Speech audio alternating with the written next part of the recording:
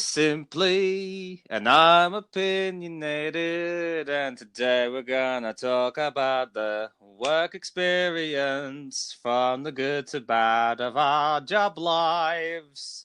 And I believe this is episode 6, isn't it? Yeah, so much cheerful today.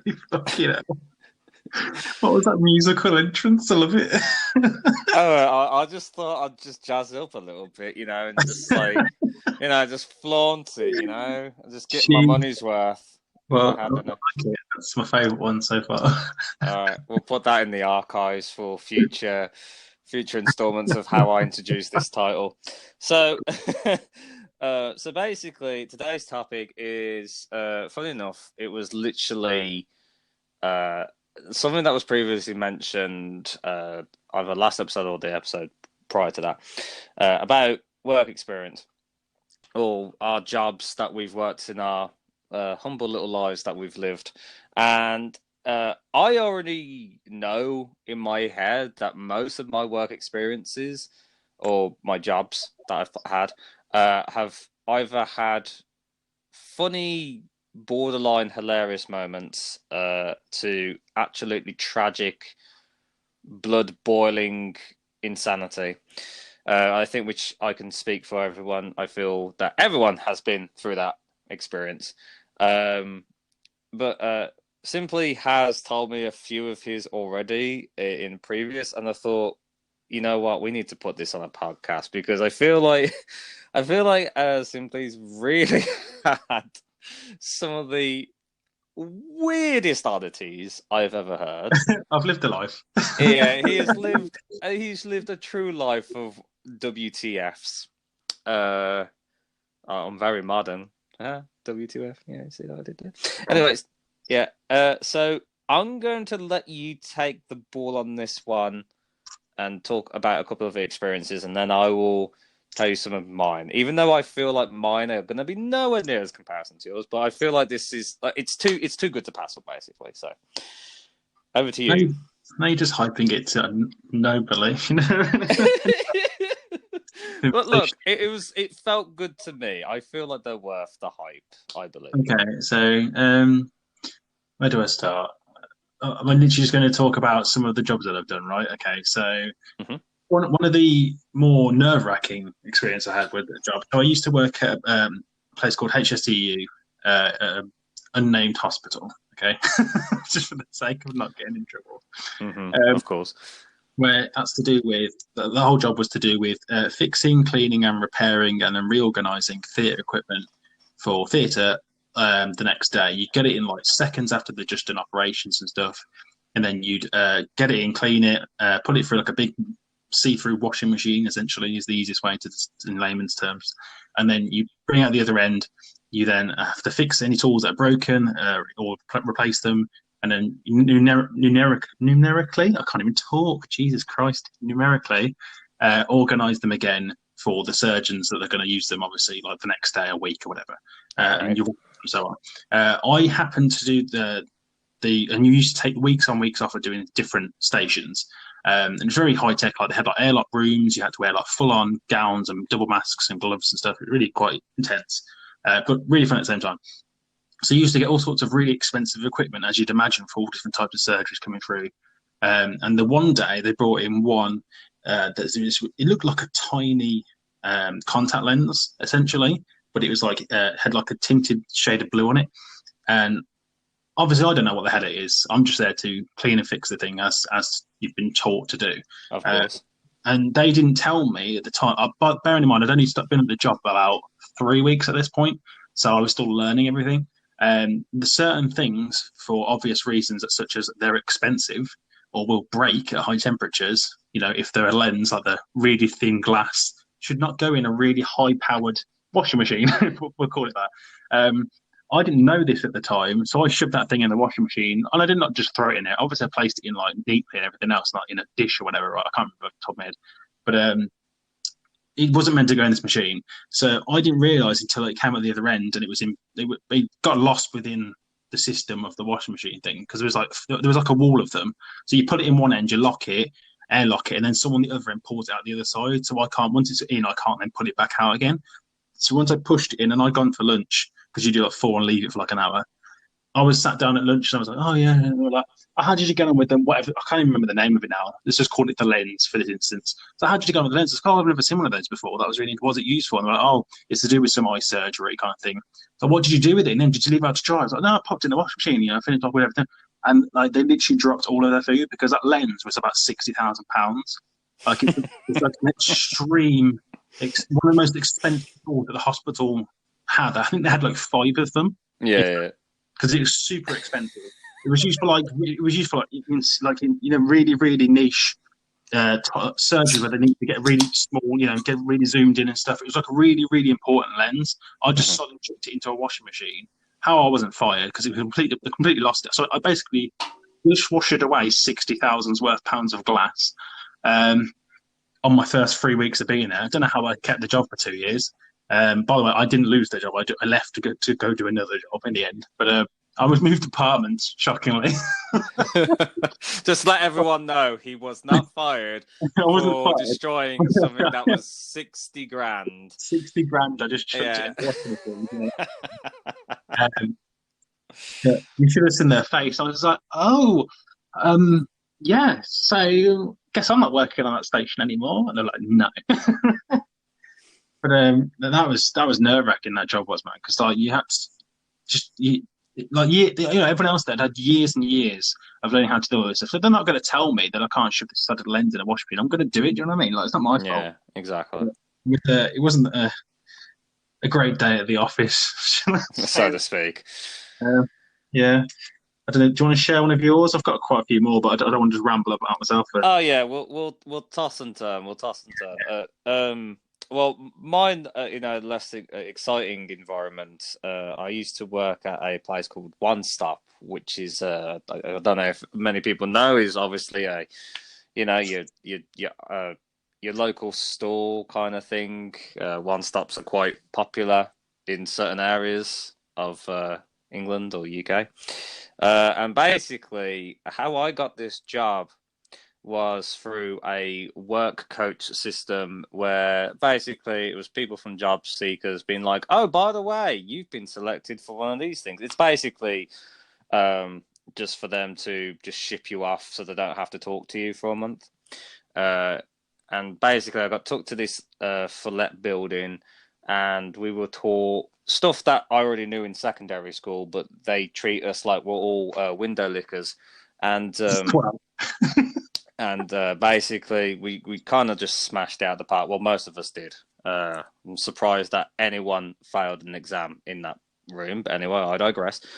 So then, three people of high ranking of management for One Stop came in. There was one of them was a region manager, and two of them were other managers. And it was shocking that they're all related. Shocking. But anyway, we had to act out a scene. And when I say act out a scene, they gave us a scenario. It was a scenario piece. But the way that they wanted it to do is try not to be serious, but professional. I don't know how on earth you could say not being serious, but professional works in the same sentence, but whatever. Obviously, these people have been qualified for years to make that sentence work. So, we did this scenario. I played the person in charge, and these two other people played the fools. Essentially, it did came up pretty much like a comedy, but there was literally a lesson to be learned. And apparently, if you just make people laugh, you get jobs. So it worked. So out of all the 18 people that worked there, that were on this course, sorry, out of all the people that were on this course, four of us made it.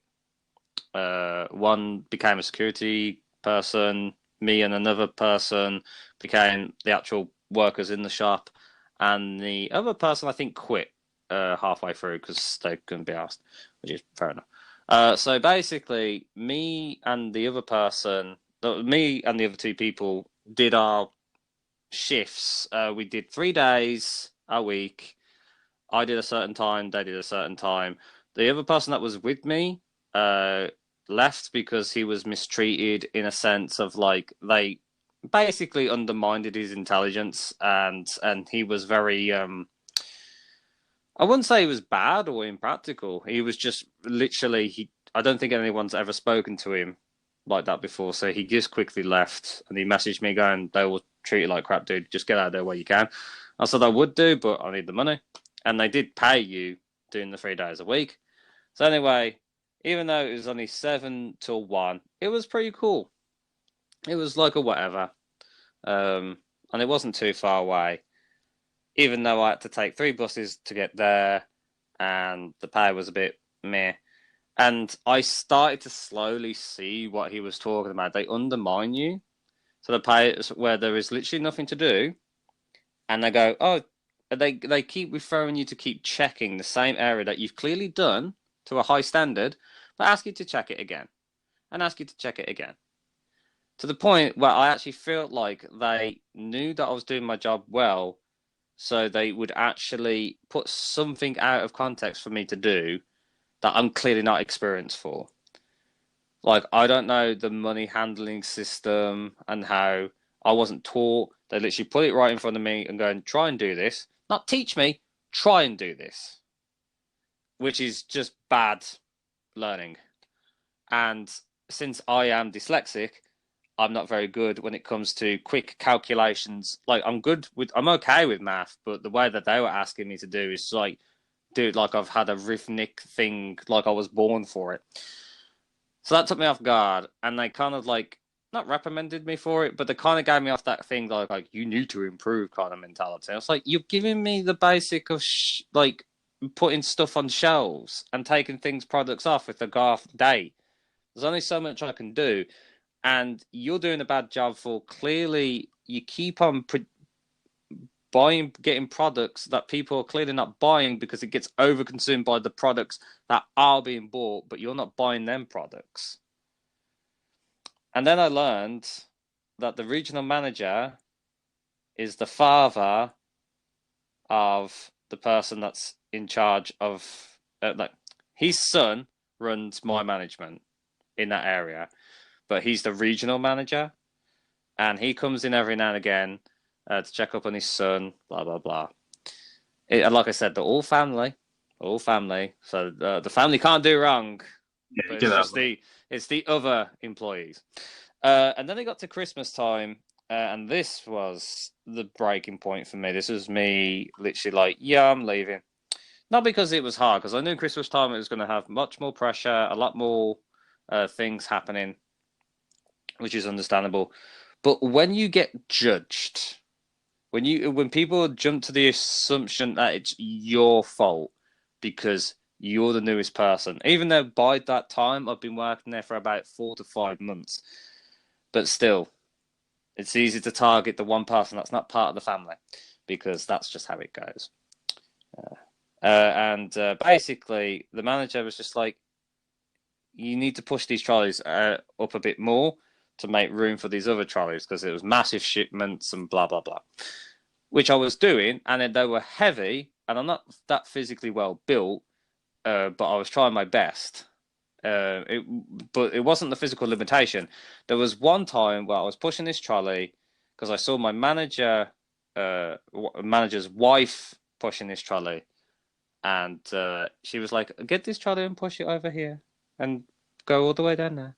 I was like, "Okay." Pushed it, and I couldn't move it. I physically could not move it. I was like, trying my absolute all my strength, and then the manager's like, "Why is this one not being pushed yet?" And I was just like, "It's because it's too heavy. I couldn't push it." Turns out, right, he tried to do it, and he couldn't move it either. That dumb bitch put the brakes back on, even though immediately telling me to go and push this one for her because she had to take a phone call. She literally handed it to me and then put the brakes on. I didn't see her put the brakes on the trolley. Why would you put the brakes on the trolley? And at this point, they're very small. They're not like very obvious indications that the brakes are on.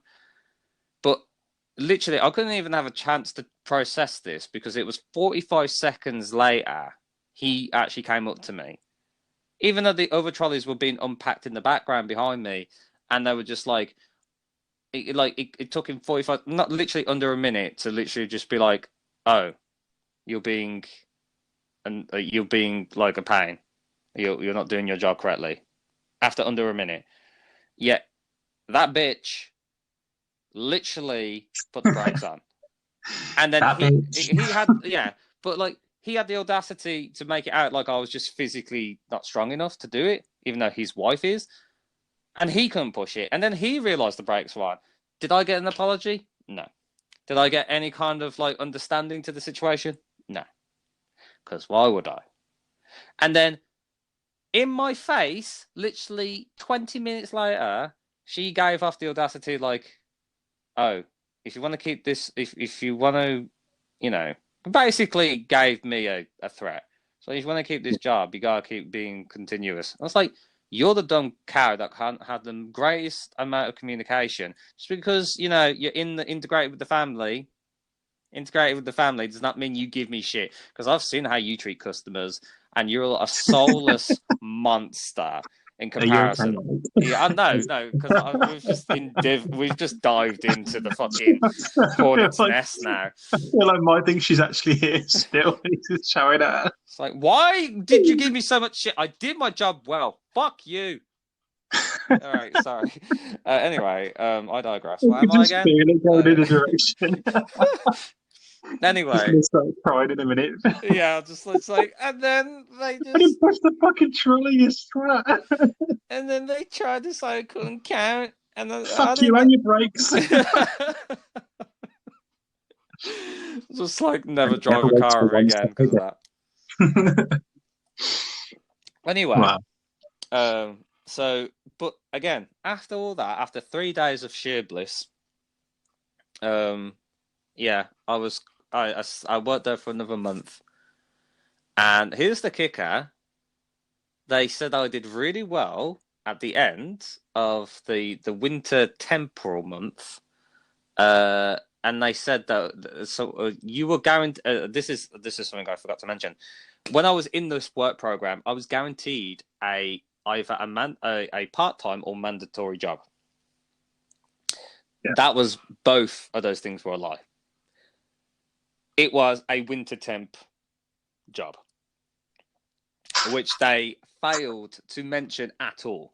Because if I had to go through all that shit just for working for a company, which theoretically, fair enough, was 3 months, because I started in September. Yeah.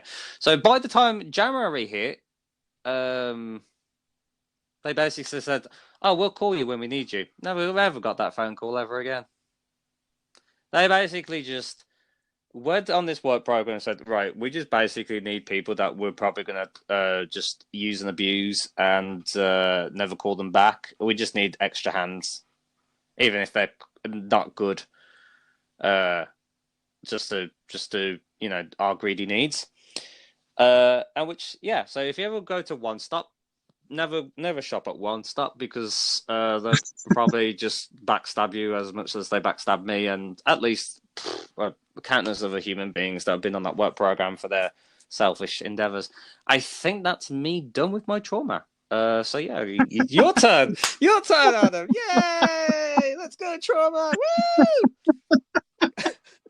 That's me done with my trauma. You reminded me actually when you were talking about how you said you hadn't been trained with money and stuff. You brought up my old job, literally the one I left before I was in the one I was in now, which I obviously haven't been to because of COVID. So, but they had me do a very similar thing where, have you ever had this in a job where because they know that you're capable of doing something, even though you necessarily shouldn't do that because that isn't your job, they get you to do it anyway, but they don't pay you any extra. Yeah. So I was essentially, because I'd worked in this job for like 5 years at this point, and I was always keen to learn new stuff because to keep the job like interesting, and I wanted to get promotions and get more money as you do generally at work. So I was taking any free like opportunity to do like different stuff around the place as I could. And I'd already worked in one major aspect of it for 2 years, and I'd done that and got like really good results of people and reviews. And then I went and worked in the kitchen side of it, and because I was actually I'd done like chefing before in a previous job. The chefs were really impressed with me, and then I was in there for like a good solid year and a half, and we're still doing that. So I was essentially the last like year that I was there, I was a chef for free, a supervisor, an accountant, a front staff like a till worker, Yeah. a food server, a cleaner, and I'd also like organise their stocks like a storeman as well. Essentially, I was all that in one, and I'm not exaggerating. They had me doing all of that on a daily, like 7 days a week, and to the point where it got that bad. Because I said to them because I'd asked before to become like a supervisor and keep promoting it, and they said that no, you're not. No, you haven't had the training, this, that, and the other. But I was literally doing the job without getting paid for it, and that's one of the reasons I left in the end is because I was basically getting taken advantage of, which, as people are probably listening to this, it probably happens to quite a lot of people because it's happened to me in previous jobs before that as well. Many years before that as well, it's happened to me before. But back then, I didn't have like the self confidence that you get with age, and having experience in general with life, and you get a bit of, you understand yourself a bit better, don't you, as you get older. So you don't take as much shit. At least that's how I deal with things. Yeah, of course. You stand up for yourself a bit more. Whereas if you're just a 16-year-old and it's your first job and you get treated like shit, you'll probably just put up with it because you're glad to have a job at that point. This had been my like 10th job or whatever at this point. So I was like, they made it to a point in the week where every whatever day it was, let's say Wednesday for an example, I can't remember the actual day. They'd have me sit in the office all day and do their entire accounting, like go in the safe, get all of their money out, count it all out, sort it all out for them, send it off to where the man comes in he comes in the like riot gear and collects the money and sends it to the bank. I do all of their finances for them, for the entire company for that month, every day, every Wednesday, whatever, for instance. And then I'd go back and do my normal shift, and I wasn't paid any extra for that. And I did that while they didn't have a supervisor. And I applied to be the supervisor because one left, and they refused to give me the supervisor's job. Then hired a supervisor who didn't know how to do the stuff that I was doing, which is part of the supervisor's job. And I was so insulted because I was literally doing his job for him. And even when he got the job, I was then still doing his job for him, but he was getting paid more than me. So I was just like, nah, this is out of order. I'm not having this. And it happened a lot, and that caused like a lot of arguments because like I'm a trained barista in both Costa and Starbucks, and I'm also I'm not a qualified chef, but I'm basically a qualified chef just without qualifications because I've done so much chef work. And on top of like a load of other things I've just learned through doing the jobs and stuff. So like when people asked me to do, because they had a Costa on the side and and it turned into a Starbucks. So they initially got me doing that on top of that. So on top of all those other jobs, I was also barista as well. When I had like a spare 20 minutes and one staff didn't turn up to say, oh, we'll just get Adam to do it for 4 hours because he knows how to make good coffees. It's like, well, that's great, but am I going to get paid any more money? Because it's different job titles, isn't it? And it's kind of annoying. It happens a lot, and I know a lot of my other friends have said this about their other jobs, and it happens all over the place with all types of places of work that people just get taken advantage of, and it really annoys me, that sort of stuff. So I'm glad that my current job doesn't do that now. They recognise that if you're doing a particular job well, or that you shouldn't be because it's above your grade, for instance, they'll pay you more for it, which is nice. Yeah. It is so common though in the workplace where they have this mentality and they know it's bollocks. They know this mentality is bollocks. Like they're doing this for the good of the company. They're doing this because like it's kind of like, I'm sorry, am I doing voluntary work? No. I want to get paid extra for doing No, actually good shit. Fair enough. I'm doing this for your company, but I don't do the extra work because I have faith in this company. I do it to show that I am better than what you've put me as, but do not take advantage of it. I'm yeah, showing you what I'm capable of. Therefore, you should reward me with the fact that I am showing off how loyal I am to you. If you take advantage of that, I can go someone else to a different company. You know what I mean? Oh, I said that to him, mate. Yeah, look, I literally said to him, if you carry on treating me like this, because it got to a point where they were taking the piss, literally to my face. So I told one of them to fuck off the once. She's like, you can't tell me to fuck off. My supervisor, I was like, just did, fuck off. And then she was made to apologise to me. That's how hilarious. That's how, like, thought of as a member of staff I was. Because I've been there longer than most of the supervisors. Like, they changed four lots of supervisors, and I've been there that long. So the manager that I'd known me really, really well for like a lot of years. So he trusted my opinion on stuff and like trusted me to do jobs for him. So he knew that if I was having an argument with someone, they were probably in the wrong because I normally wasn't start arguments. Do you know what I mean? And she was just being really out of order. And I said to her, like, if you keep pushing me to do all this stuff that I'm not into, I'm just going to go and get another job.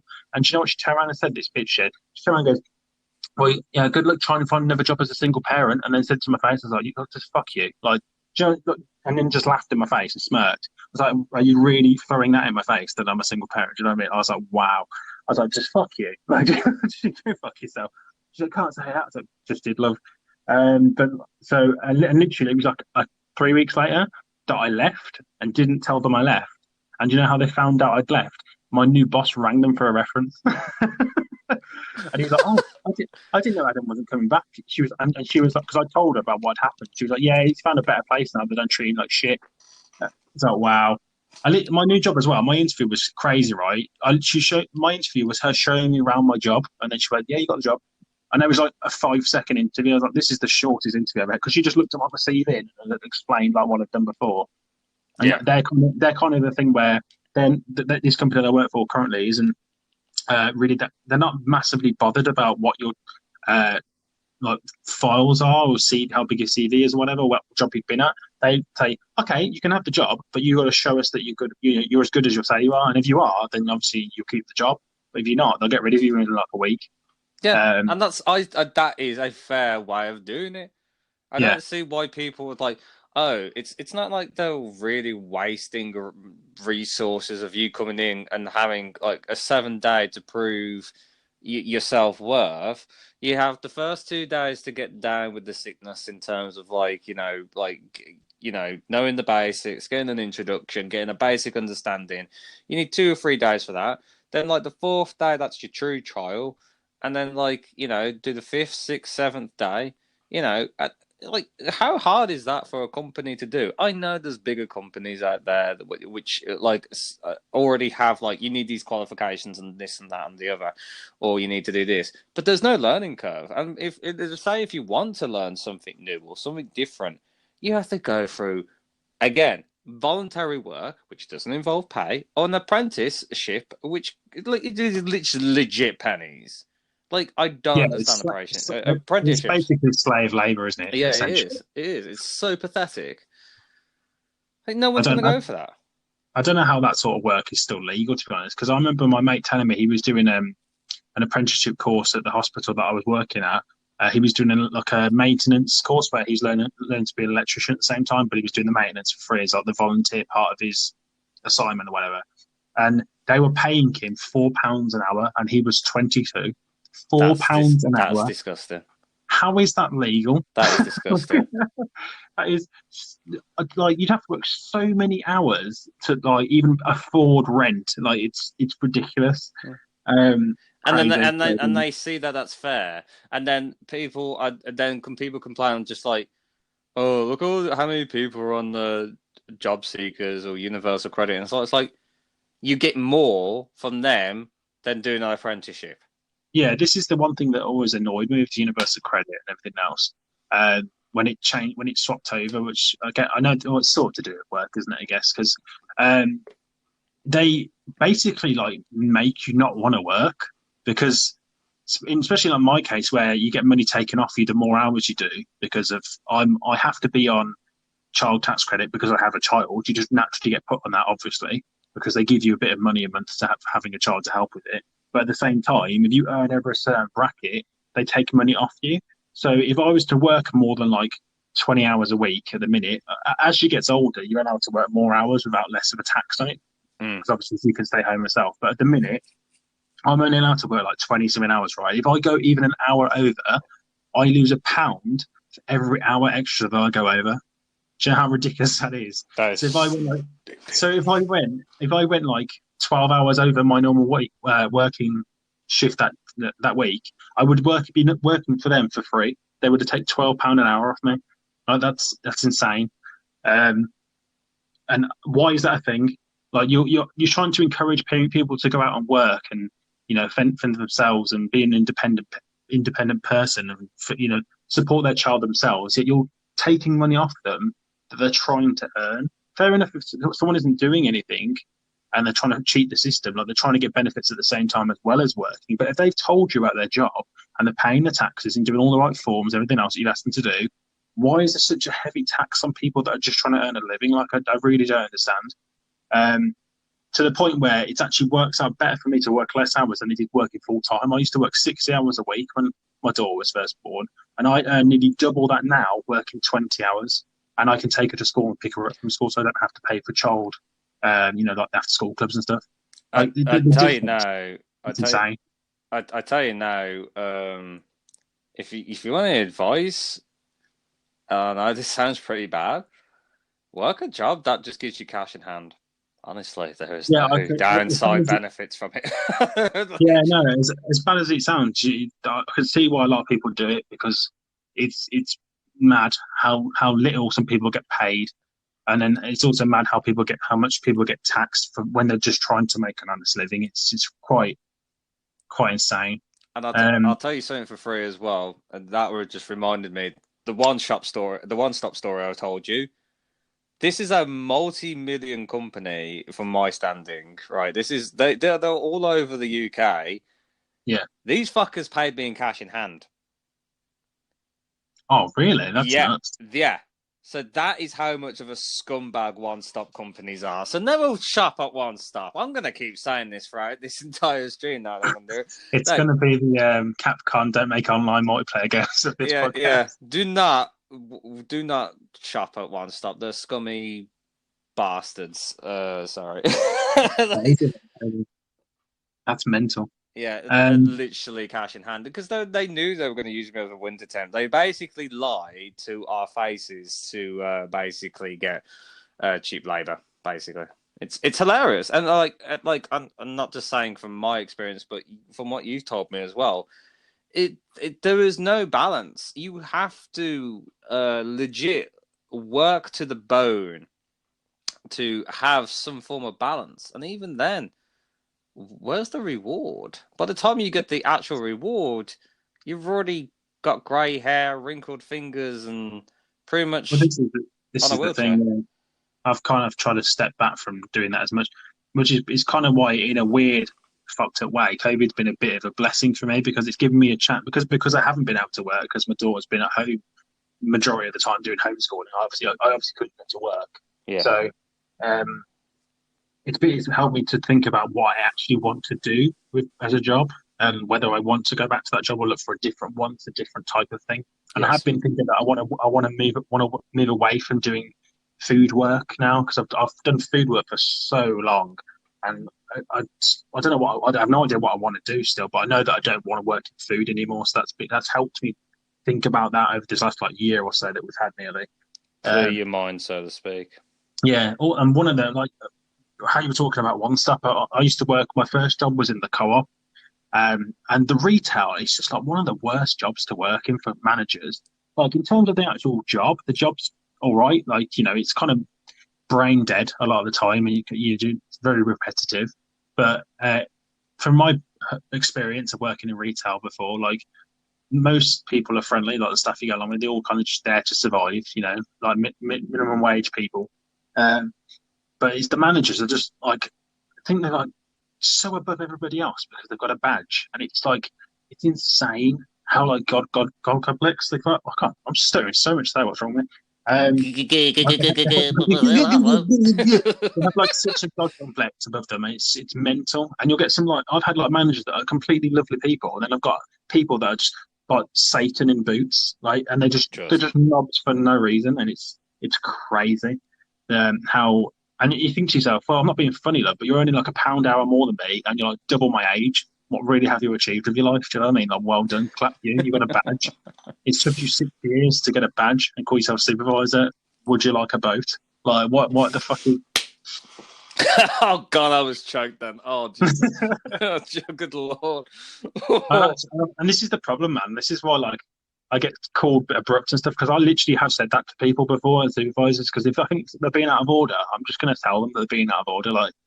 Especially in retail, this is a message to anybody that's currently working in retail. You don't have to put up with that shit because I know that 100%. Jobs are very hard to come by at the minute. and all the rest of it, yeah, to do with COVID. But it eventually will sort itself out. Since everything's hopefully opening back up again in June, and we'll eventually get back to normality, sort of, hopefully, and we'll get more and more jobs. There's no reason why you should take shit of someone in retail just because it's just a job at the end of the day. It's not worth your mental health. You're all going home and stressing about it because your supervisor's been a complete knob of you today because you didn't put the broccoli out in the right section or whatever the fuck, right? It just really doesn't matter. Like, just tell them to fuck themselves. It doesn't matter.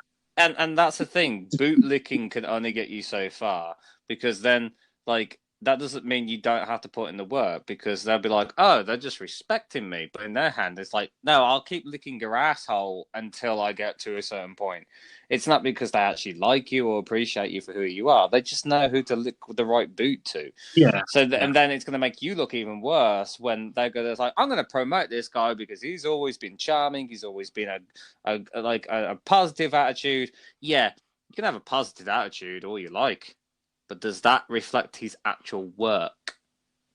There's a defined difference between having a happy face and actually doing the goddamn job. Oh, and just as a little disclaimer thing, I'm always when I've done these jobs before in the past and stuff, I'm a most polite person. So I'm on about when like someone has a go at you for no reason, or as you probably experienced yourself, Mike, just finds some reason to pick on you on the daily for no reason, like a supervisor. I've had a supervisor before that just deliberately picked on me for no reason. And I still to this day don't understand why they had an issue with me because I was always polite. I always did my work. I was always on time. I was never days off. Do you know what I mean? Like, especially my first job at the co-op, I was always there. I lived there. It was my first job, so I was constantly there. I was doing like 40 hours, and I was in college at the same time. So I was mental. I couldn't finish work till like 11 sometimes. It's crazy. But she just had a problem with this one particular supervisor, and I don't know why. Really weird. I've had a lot of people that are in a higher form of power, not like the highest big dogs, but someone that has always been above you to some extent. One method I've always goddamn hated in terms of managers or supervisors, and I don't know if you agree or disagree with this, it's just a personal thing that bothers me, is when someone has fucked up but you're in a team of people. So basically, I was working in a warehouse somewhere. Oh God, that reminds me of. I have to mention CMS at some point in this podcast because it'll be a sin. But this is not CMS. But I was working at one time somewhere on the outskirts of Aston. And it was basically a delivery service, big warehouse. You basically put products in, and I think one time we did HMV products, and we had to do certain things. And one person buggered up on how much of a certain item had to be in a box because you had to have certain percentage of a certain item in a box because you had to put multiple things because it was disputing to multiple HMVs. Someone buggered up and put in an extra 200 items of only a 20 item product. So someone put in an extra 200 in this specific box to the point where the other HMV boxes weren't able to fill the product because all the products that were supposed to be spread out weren't spread out accurately. Yeah. So this guy's come in, and by the way, I've been working at this job for probably about 4 months now. I had a good time. Like it was a simple job. Sometimes it could be hard working, but it was like generally an okay job. I did enjoy it generally. But the thing is, we were still in the learning team. So we were still under testing facility. Like basically, we were like basically, is this team good enough to be working here as a part-time or full-time? So, as it stands, and I don't blame this bloke personally, but it's a very, I think a lot of people just do this in general, and I think it's quite sadistic, and it's only to see loyalty and ratting someone out. Or the fact is that you're going to get punished either way, which I hate. So basically, it was one of the people in our team that did it. Now, at the time, I know there were two people that were struggling or couldn't count really well. I don't know. But basically, we're in a team of 20, and this section, one of our team fucked up badly. Not only to that job, but to the fact that Xbox controllers, someone put all the Xbox controllers into one box. So 20 different stores were not going to have new Xbox controllers. So this guy's come in. He's like, this is a massive. He hold off no bars. Literally was saying all these swear words on the side. How did this fucking happen? We literally gave you guys.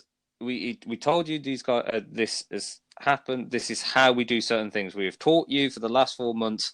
This kind of mistake should not happen, which is true. What he was saying, it was true. But he then gone to say, someone needs to admit who did this in this team, because they couldn't know who fucked up or not. Yeah. But they knew it was this team that was working on this particular job. So they wanted you to rat on someone, basically, essentially. Yeah, so basically, he said, if no one comes up right now, you don't have to do it right now. You could do it a little bit later in 1-to-1. That's fine, because I know that it will be kind of like bad. But if no one tells me who buggered up, if no one comes forward, you're all getting punished. That, to me, is an ultimatum. And that, to me, is not only unprofessional, but why should I be punished for someone else's mistake? And I hate it. I hate it because they know they will have to go through that kind of threat now. They will have to go through that threat, because then it will just be, we would probably just take advantage of it. So he's now put himself in a position of power, but whoever fucked up is probably doesn't give a fuck about the 19 other people that he works with. Yeah. So why are we being punished? This is a very risky strategy that you're playing, but you're going to have to go through it. And you know what? It didn't work. Until the punishment, what we were all doing, that we're all going to get fired. Mental. 45 minutes later, the guy admits it. And was you stood around for 45 minutes? No, we continued working. Apparently, to the end of the day, we were all going to get fired. And this person, whoever fucked up, because they knew they fucked up, and apparently it wasn't one person; it was 3 people. Well, that was even better. So we were all shitting ourselves, having panic attacks, because this person threatened us to lose all our jobs, to lose this, because it was an agency program as well. Shocking, because obviously they treat you like garbage. Yeah, I've heard that a lot about agencies. Mate, never go on an agency. There's another top tip: never go to an agency, because they just use you and abuse you, just like One Stop. So yeah, basically, but a lot of people were getting physically upset, mentally upset, but they had to carry on with the job, and it's just like, that is not professional. That is just you. Like, could you imagine if the person had that much like pride to not to admit fault? We have all lost our jobs. They weren't give a, we were replaceable, expendable. Yeah, that's crazy. It's this is the thing about working into sometimes, because I know that a lot of people have a rough time in life or are a little bit behind, and they literally have to work their way up from the ground up all the way to the top. And then there's some people that do struggle generally in life. But that does not mean you give you a right to treat them that disgustingly. Like, it's such a bad mentality. It is such a disgusting way to treat other human beings just to get results. I would argue the fact that he was fair way before this. He was quite a fair person in charge of us. But this literally just... And I know it's a massive fuck up. I understand that. But to put pressure to us and treat us all like monkeys in a cage just because you want an answer? You could have actually put more detail into it. It may have took you a couple of hours, but you could have seen who was working on a particular line and which box that was tagged in, rather than Yeah, just there was spill the more beans on. professional ways to go about it. Yeah. Yeah, more humane ways. It's disgusting. I don't know. A lot of people are going to look at this podcast going, "Well, that's just working in a job." I'm like, "Nah, mate. If you want to be treated like trash and a continuous effort, then by all means you can. But if you think that's how a workplace should be constantly like, or you ever feel that uh, to the point where you could have a panic attack, or the fact that you'll start to hyperventilate or vomit, oh, by all means, yes. Because obviously the UK is a third world country where we get whipped and chained. Yeah, it's like you know, I've always my motto with work is you work to work to pay for things in your life. You don't live to work, do you? So it's like Exactly. if it's not the end of the world if you lose your job. Yes, it's horrible. I've had I was made redundant a previous job, Mm-hmm. not COVID related. This is a couple of years ago now.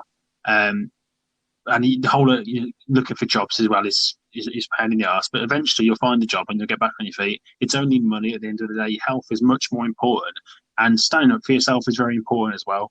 And this to what you just said a minute ago, like any time where I've felt that I don't want to go to work today because I've either the environment isn't friendly or I'm just finding the job too stressful or whatever, I just decide to just leave because it's not healthy to be in that environment day in day out. Like I get that a job you can't really pick and choose at the time if you're struggling for money and you need a job Exactly. now. I get that. Yeah, exactly. I have been that person for a while now, but no, saying that I haven't because I picked when I left, so in a sense not so much, but I have in the past. So I get that point of view where I had no job and had a newborn child, and I needed money now, I need a job now. I get that. So you just take the first job you can get, but that doesn't mean you shouldn't let yourself be treated like shit just because you need money. Do you know what I mean? Like we're lucky that we have this benefit system, even though there are flaws in it. It is there to support people when you need it as you know, and I know it's got a lot of problems with it, but we won't get into that because that's not what this is about. But you shouldn't you shouldn't take crap off people just for the sake of getting paid. Do you know what I mean? Yeah, 100%. It Yeah, doesn't help the fact that do not feel like if I stand up myself or try and make amends of my side of the story, and then make it like you shouldn't fear of losing your job because you are like literally being honest or literally being just trying to explain yourself, obviously in a professional manner. I know, like obviously, people are all human at the end of the day, and say if there was a pre-existing issue or something that needs to be worked on, just talk to a higher authority way before an issue does ever come across. And like obviously, not all the time an issue does come across, but obviously you need to trust a little bit of the people that are in charge. So if sometimes you have a confrontation with a fellow workmate or even someone of a higher authority like a supervisor, trust and talk to someone that you know that you can speak to, because like it's not all people that work above you are arseholes. Have a little bit of faith in humanity as much as they might have yeah, faith in you. yeah. I've had some lovely managers and supervisors that I could speak to about everything, but I've had the amount that I've had that I didn't like sadly outweighs them. And again, it is to do with the retail side more things that I've found that more than anything. Um, it's for some reason retail just from my experience, like the uppers in retail are just the biggest dickheads. I don't know why. Like for instance, a perfect example. You just brought a memory back into my head. I've been working at the co-op. I was about 19, so I've been there working about 2-3 years at that point. Um, and at the time, they just brought in that. Actually, no, probably a bit older than 19 because it was around about the time. Do you know when they brought in that? When you have to look 21 badge that people had to wear at the till, and they changed it to like you have to look 25, but you still have to be 21 or whatever. I don't know. There was a weird thing where they changed it. Don't get me wrong. I don't know why. And I'd like if someone could explain this to me in the comments, how the fuck you meant to try and look 25? Because I really don't understand that one, quite frankly. I get trying to look 18 and 21. I get look like an adult. I get that. Yeah. There's a difference between trying to look an adult and look like 16. But how the hell do you go from looking 21 to 25? Like, to write a number on yourself? It's only 4 years difference. Most people don't change that much in 4 years. Yeah, it's But kind of like when people say to you, "Look professional." That's easy. Put a suit on and fucking yeah, have a like, that's wash. simple.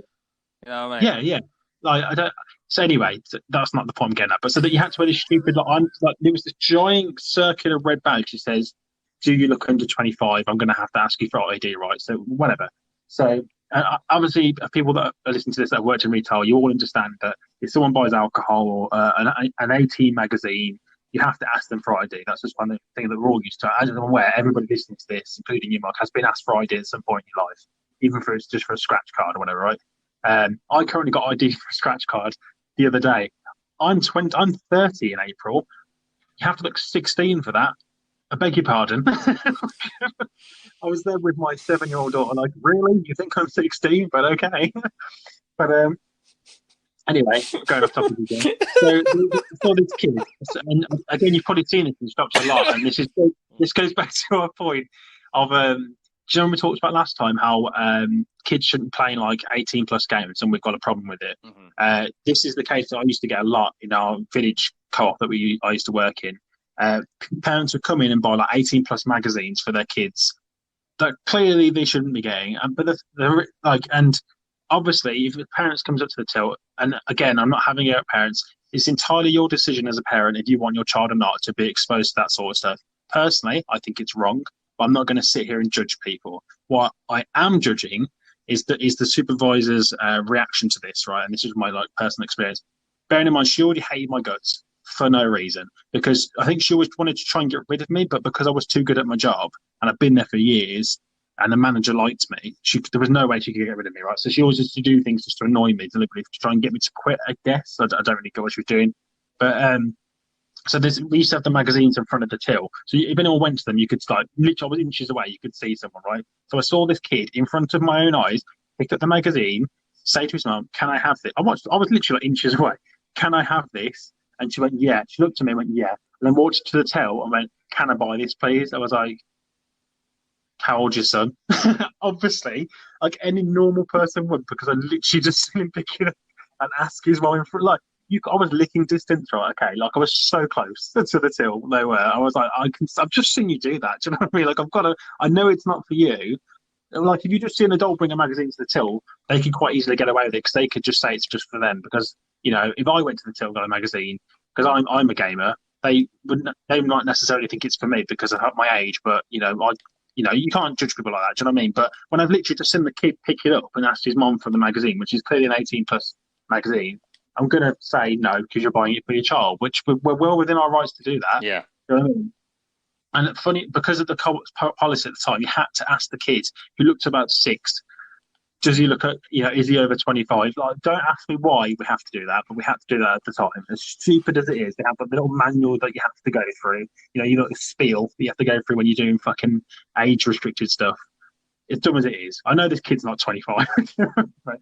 Anyway, so then this supervisor, not whatever supervisor, comes up, and then she goes and complains about it that I'm not serving her for this magazine for her child. Clearly for her child, just seen it. So she comes over, I explain the situation, so that I've just seen the son pick it up and ask his mum. Like, and we've been taught in training that if you see that, they literally describe that scenario. If you see an age-restricted product picked up by a child and ask the parents for it, you're allowed to refuse them. And she knew this. I knew this. Everybody who worked there knew this.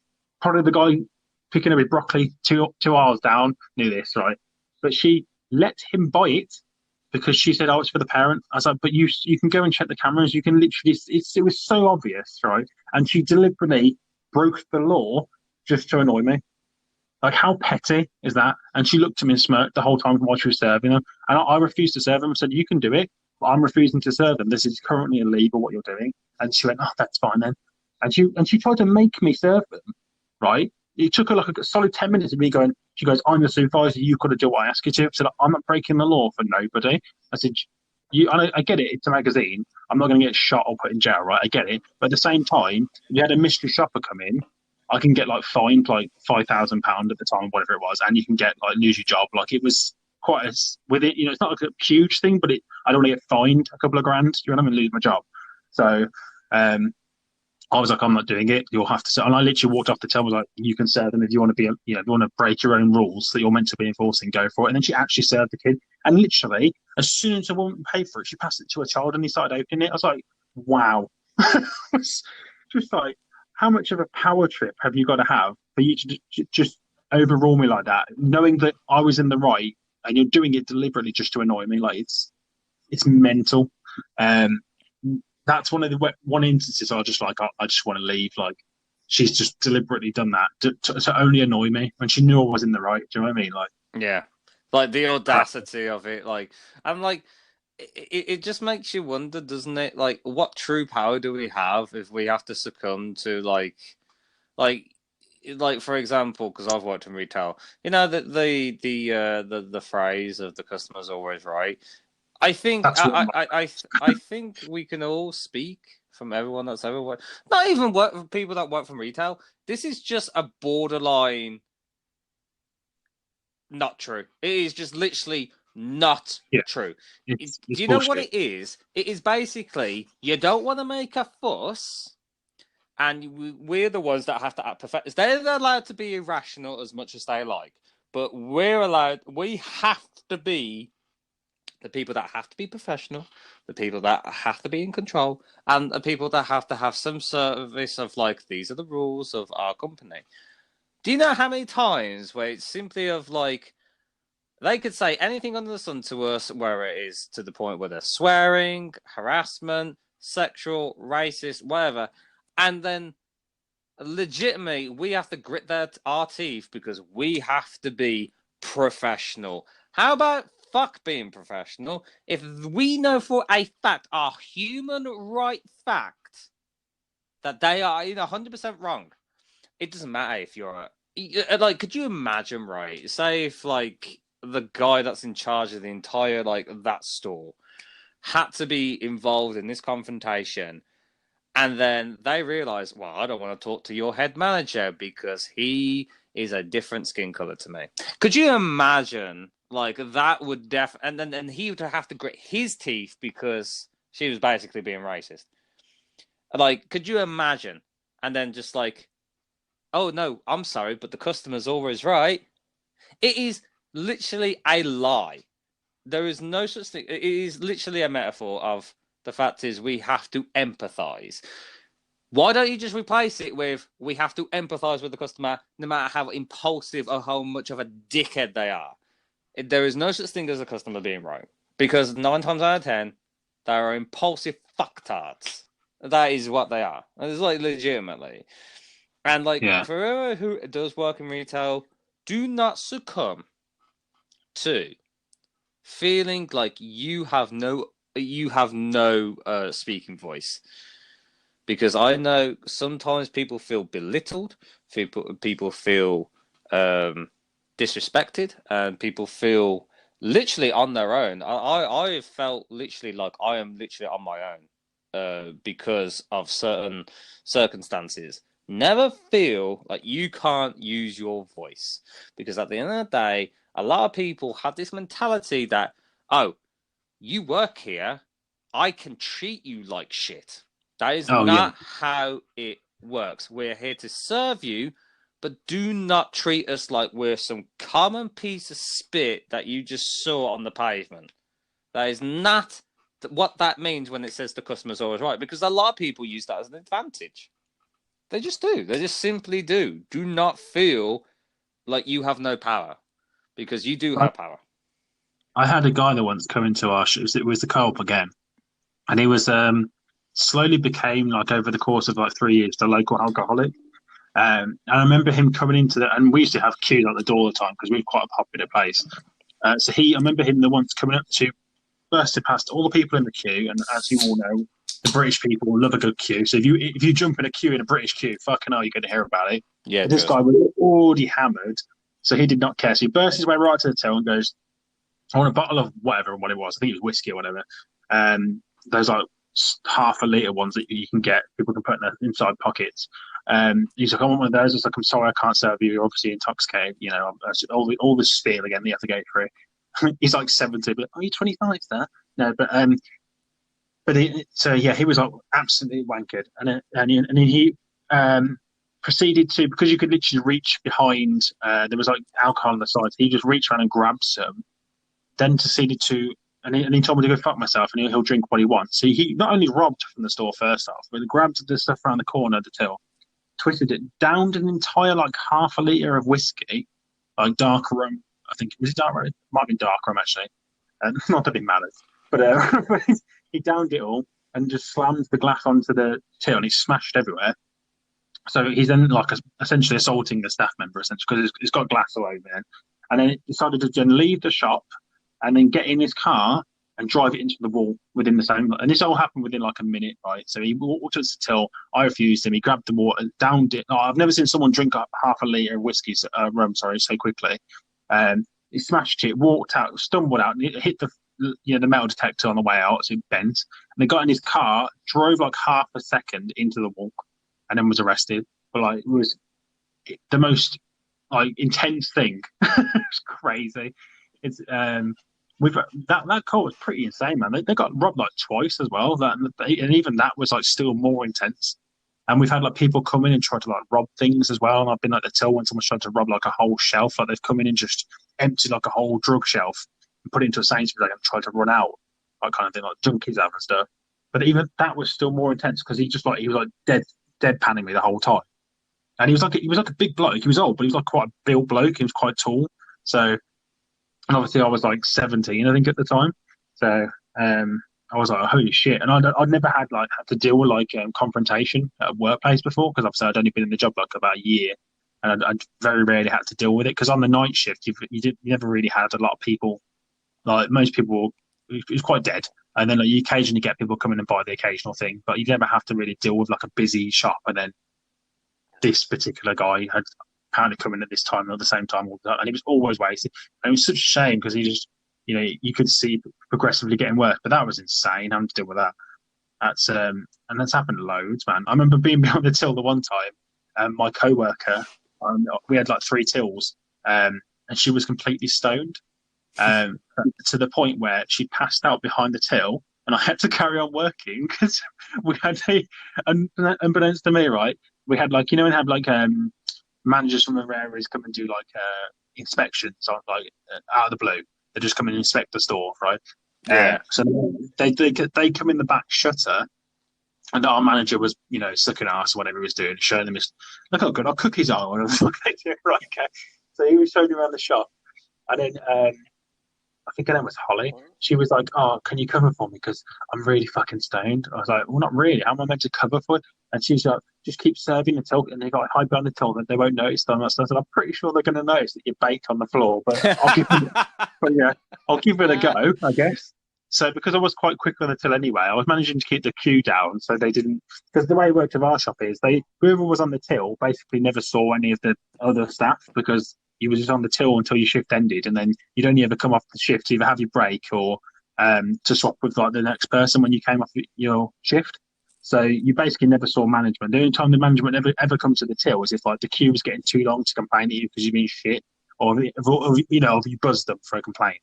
So in theory, I probably could have got away with it, but it's kind of hard to cover for someone when they pass out behind the till and then end up face first in a bin, with the legs in the air. And you think I'm exaggerating, but that's literally what happened. So there's crappy like square plastic bins.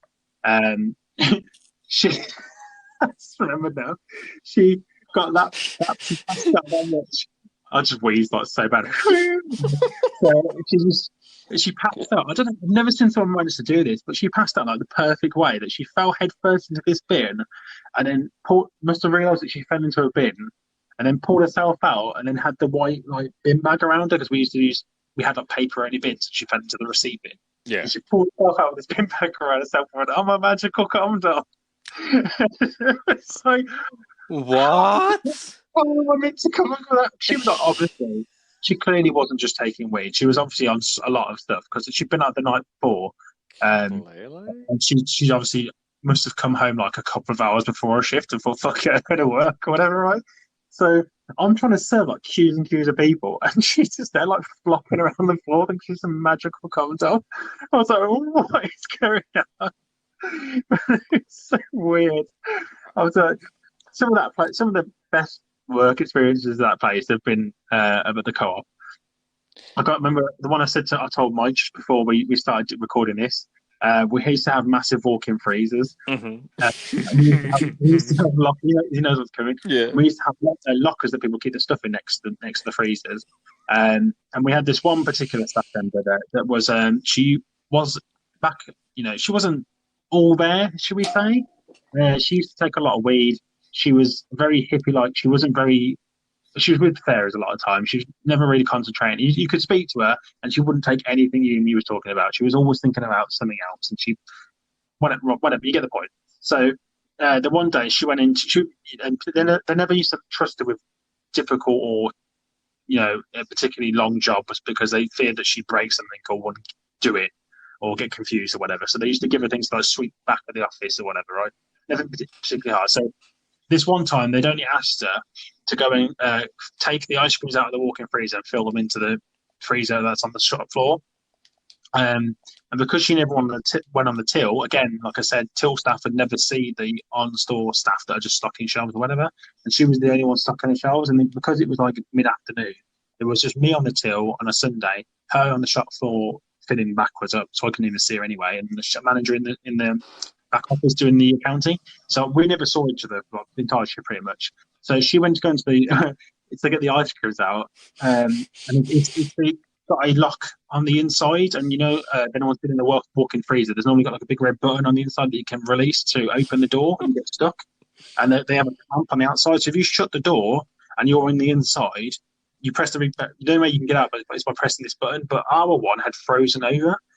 For some genius reason, no one decided to fix this button for like a year. So the ice on it was so thick you couldn't even it just didn't work, right? So they always told you to leave the door open because if you got shut in there, you were locked in there. And as you can probably guess what's coming, she got locked in there. So she went to get the dairy milk ice creams. Again, I don't know why the type of ice cream matters, but it's just vivid. It's just a vivid memory, right? So she went to go and get these ice creams, and then the lockers, for whatever reason, the lockers had fallen against the door, pushed her, basically like kicked her in the arse into the freezer. The door had slammed shut, and 4 lockers had fallen against the door. So even if the button was working, she wouldn't have been able to get out because the lockers had kept her in this walk-in freezer for an hour and a half. So God knows how she didn't die of hypothermia.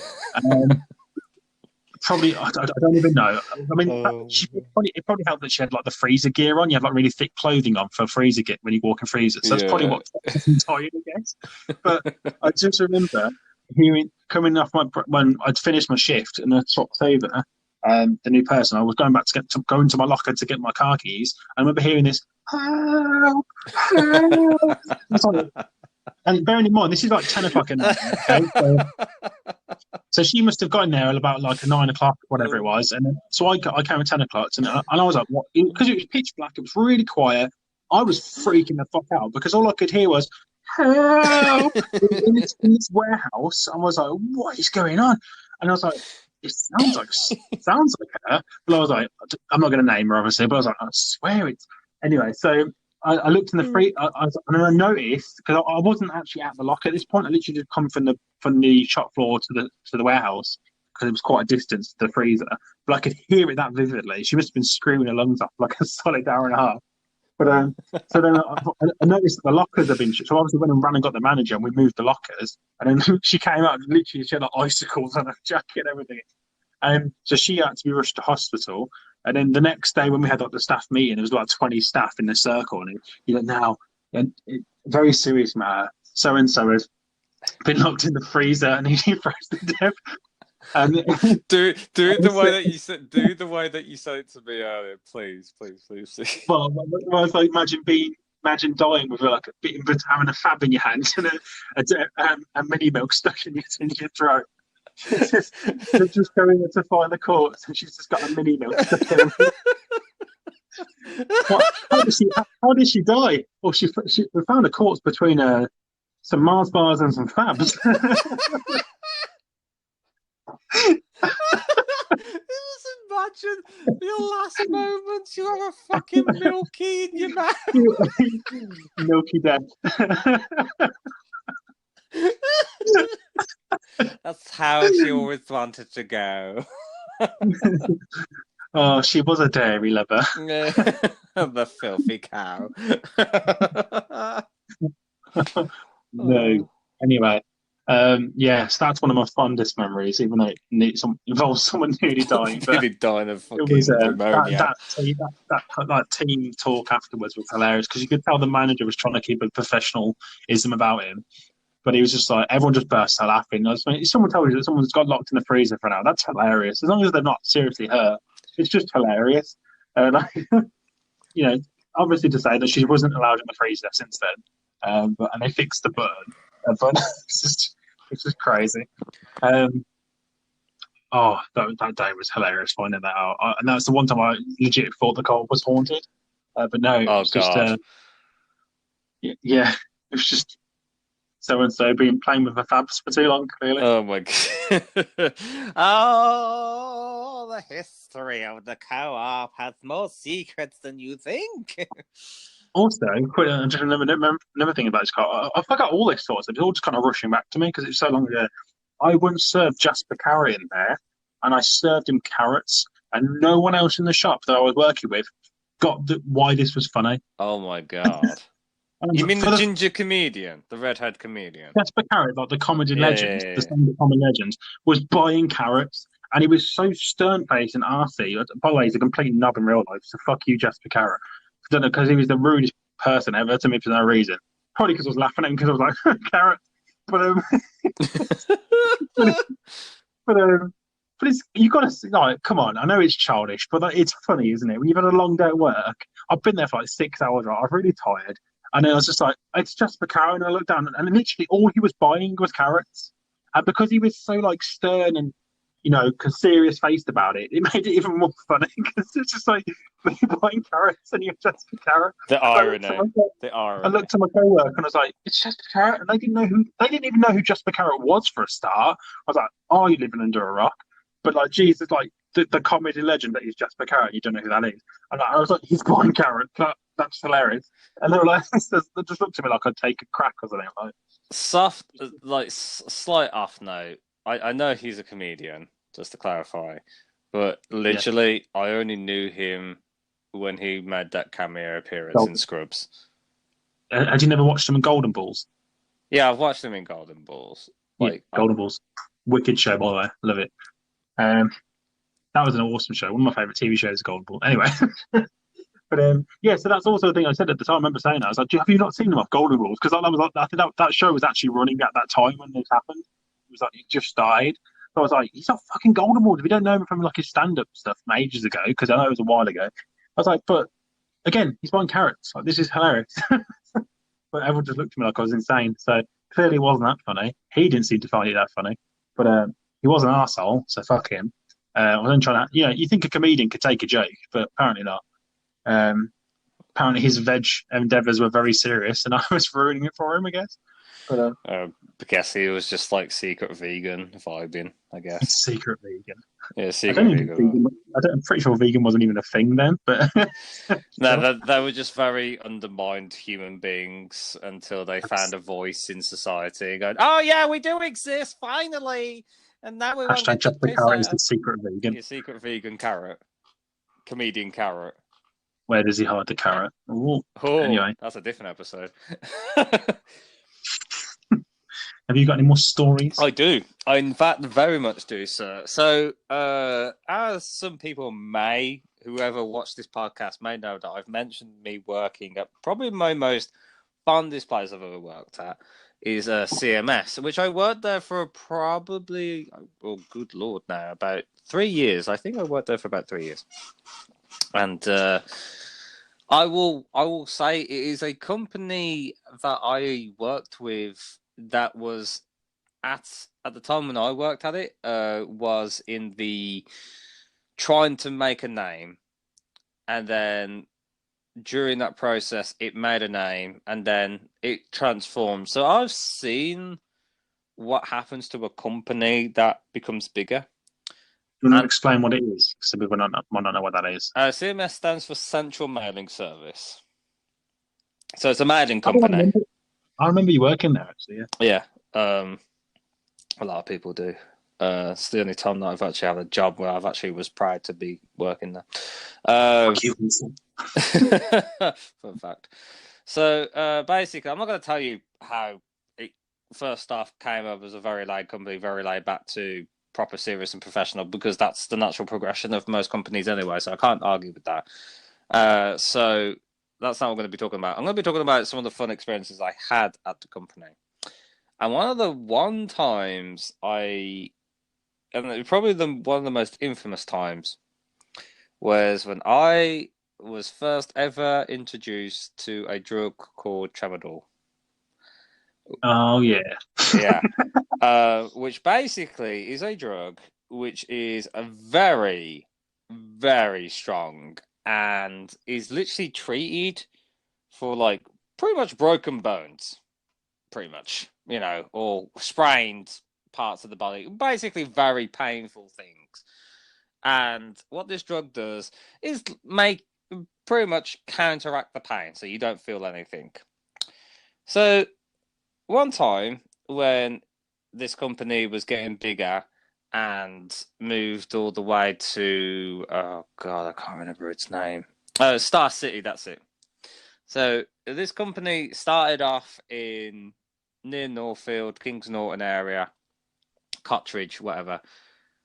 Yeah, Cottridge and Kings Norton. Isn't that like, carry on. Yeah, yeah. Whatever. So it was a small little factory. It was doing mailing service, and it got big, and so they got a bigger factory, which was in Star City, which was a massive pain in the ass for me because I had to do literally 2 hours worth of traveling, or 3 hours.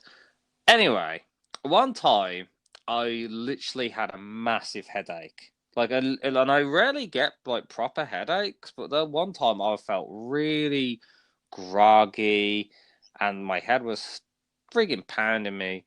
And I also, in another incident, I hurt my thumb.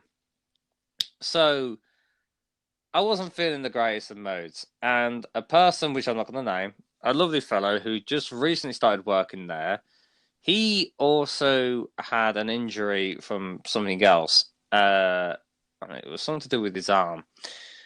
He was in the healing stages, so he was perfectly fine. He just put it on there for balance safeties, and he was like, I asked him because I got to know him for like I think it was about a month, and I asked, "Do you have any like painkillers?"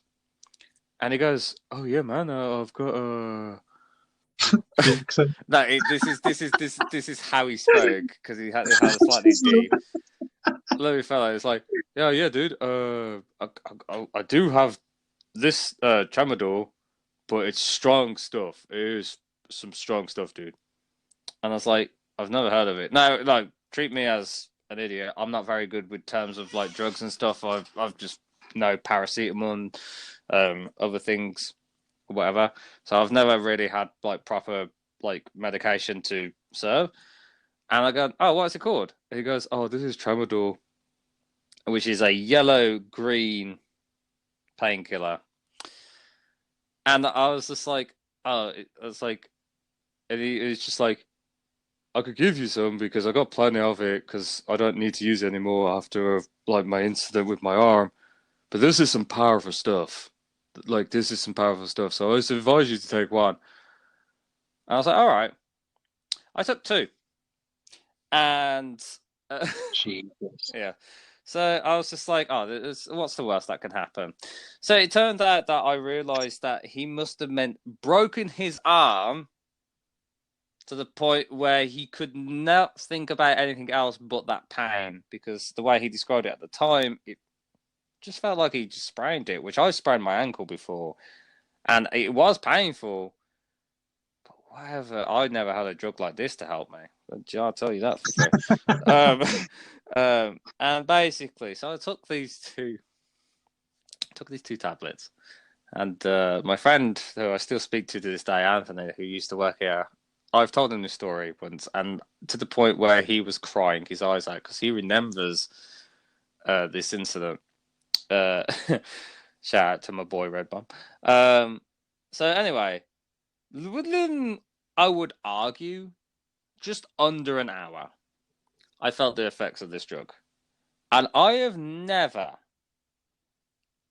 ever felt the way I felt when that happened. I have It's felt amazing, isn't it? it is. I literally like I have, and I apologize for saying this. I have been drunk to the heart contents. I've been high to the high contents. I have took many things in my life, but this stuff, holy crap! I was literally just like doing the job as normal, and then everything. All of a sudden, it was like. You start dribbling because I took them once and I started dribbling. It's great. No, By the way, just as a quick disclaimer, we do not condone taking drugs off strangers, nor taking tramadol, or taking any sort of an illegal drug. yes. We're not condemning it. We're not We're condemning not this condoning any of that. by any stretch of the imagination. I am not So please don't condemning accept this. drugs off random strangers. This is just an experience at work that I had, and I did not realise how powerful this thing not was. condone any actions you take on the drugs. Speaking of which, yeah, I got the green yellow pills. Anyway, I did not know how badly this was going to affect me. So yes, disclaimer: I'm not promoting this, but I ain't gonna lie to you. It's fucking fantastic. It's fucking fantastic. Oh my god. I literally started doing this stamping because it was a bit of a slow day. And I was doing these letters, like, using my tongue to, do these letters. And then literally everything slowed down. And I was like happy. I was donkey dick doped up, dude. I was just like, oh, everything's just so beautiful. Holy shit. Everything feels amazing, doesn't it, mate? It was a friggin' beautiful time. I like literally when people came up to me at work because I was just doing a one-man job. I could just do it was just basically a one-man job. People come to me, I was like, for all the time I've known you here, Mike, I've never seen you happier. And I was just like, oh, naked. and I was just like, well, what can I say? I finally found a job I'm good at. And they just continued on, like I know it was part of a conversation. Where he thinks he's licking the stamps. He's just licking the floor. Yeah. I love this job. I was literally on this massive table with this seat on my tard, just doing this job that needs to be done. But again, one person, and then people came up and looked around, and just like, and even people, I could see them in the corner going, "Is he all right?" I'm like, I've never seen him smile this consistently. I was in paradise. I was just like laughing to myself. I was just going. Did you feel like fuzzy? Because when I did them, my whole body went numb. I was just completely like in the clouds. My head, I can't explain it. It's like the pherophones, like the happy like shit that you feel in the back of your head was going mental.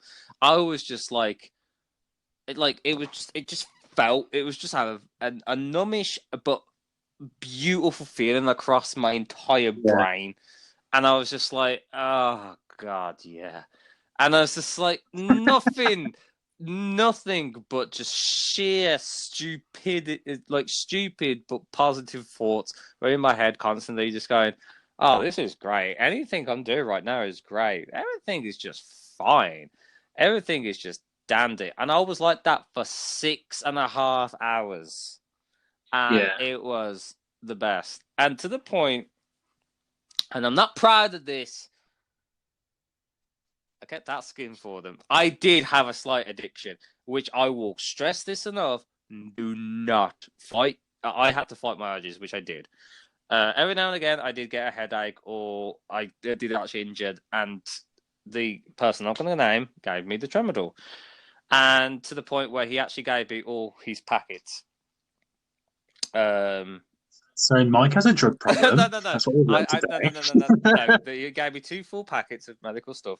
I did not overdose. I did not do anything stupid with them. I did take them like normal painkillers because I realized this shit is too strong. I realized that after the first 2 months. So yes, 17. I will stress that drug addiction is a real thing, even to proper medicated stuff. If you're not medicated for drug stuff, do not take it. I will Oh, Okay, you can get addicted to paracetamol, yeah, can't you? you It's can. crazy. Yeah, it's absolutely insane. I'm just saying to you guys now, I'm admitting this slightly. I don't do tramadol anymore. I'm just. I know. I'm just like, I've been welcome to free the for 1 year intervention. now. Yeah, intervention here. But I'm 1 year free. I didn't realize how bad it was. Like to the point, I wouldn't get aggressive with him, but like anything, I wasn't like, give me the drugs. I wasn't like never like I that. need the doll, man. Give me my Give tramadol, prick. me the yellow and green, you slimy I just bastard. want to feel the I clouds. just want to feel the unicorns again. Like, no, it wasn't like that. I literally, one time, it's just, oh, I ran out. And I was like, oh, okay. And literally, I did have a withdrawal symptom for 2 days, which was easy. And thank God it was a weekend. And yeah, but then I realized, like, shit, I just thought I thought it was just a good time. And it did help me actually through my workplace. Again, I'm not promoting it. I'm just simply telling people how I felt at the time. But seriously, honestly, it was literally. If it's a good thing I had a goatee, and I still do, because you will have seen the drool literally covered the floor. Yeah, It mate. I literally remember. makes you feel look like a donkey on Yeah, acid. I remember taking it on a long car journey there once, and my mate was, and again, I had like a really bad migraine, and I was like, "You got any paracetamol?" And well, I said, "You got any like cocaine?" Because the paracetamol never does anything for my headaches. Yeah, And he was like, "Yeah, I've got some of these. You can take some for my back pain." I was like, "Okay." I was like, "I'll just take one," and for some reason I took two. And again, for the 5 hour journey, I don't remember it, but I remember dribbling and feeling numb as hell. yeah.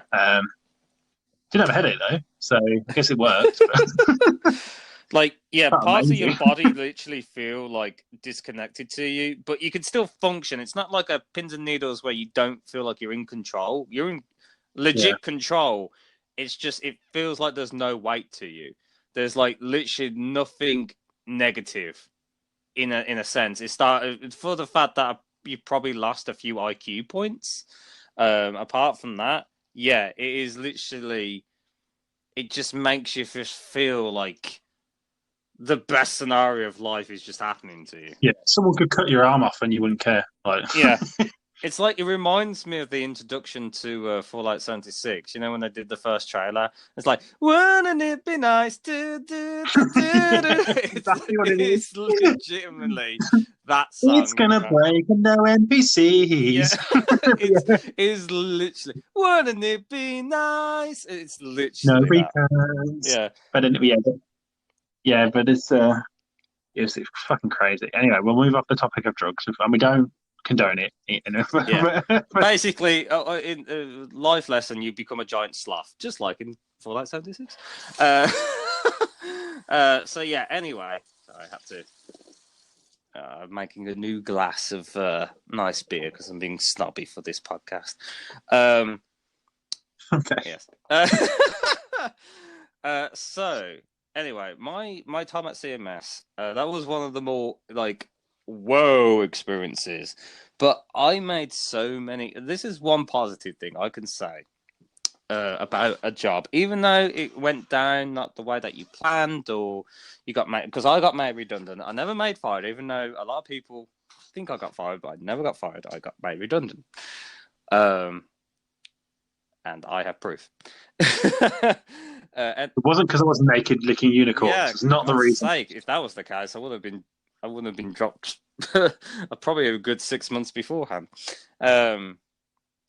It's, I think the one thing that people need to remember is that, like we said, people are human, and not everyone is a corporate piece of garbage or think about only themselves.